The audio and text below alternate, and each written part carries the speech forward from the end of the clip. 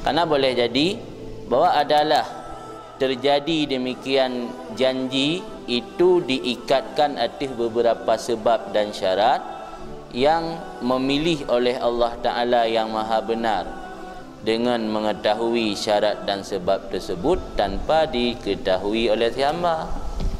Kadang-kadang untuk wujud janjinya nak syarat dan ketentuan, yang tupu syarat dan ketentuannya draw ke Allah Ta'ala. Tengok nak depu.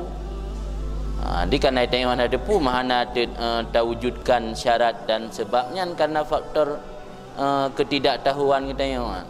Di karena tengok nak depu syarat dan sebab sehingga hana terwujudkan syarat sebabnya. Bahana syarat dan hana sebab tentu hana masyurut, hana musabab. Mahana ada terjadi potang kali dijanjikan oleh Allah.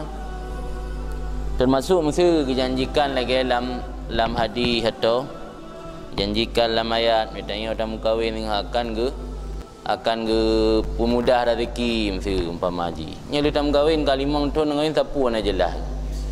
Yang gara-gara hana hukum al-mautnya tak buat penjelasan anda tahu mantau udip Nabi al-mautnya melalui lidah Nabi. Bisa jadi melalui aulia, ada yang buah aulia yang musuh tunuka akan kejadian tsunami raya.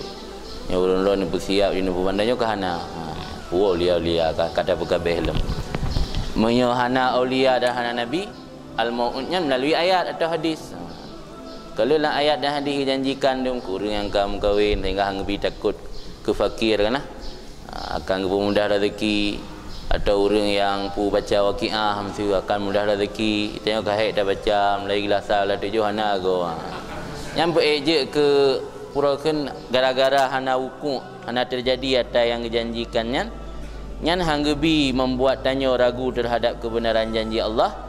Karena menyatanya ragu terhadap kebenaran janji Allah akan membuat keraguannya menjadi kerusakan pada mata hati dan akan memadamkan cahaya rahasia hati kita.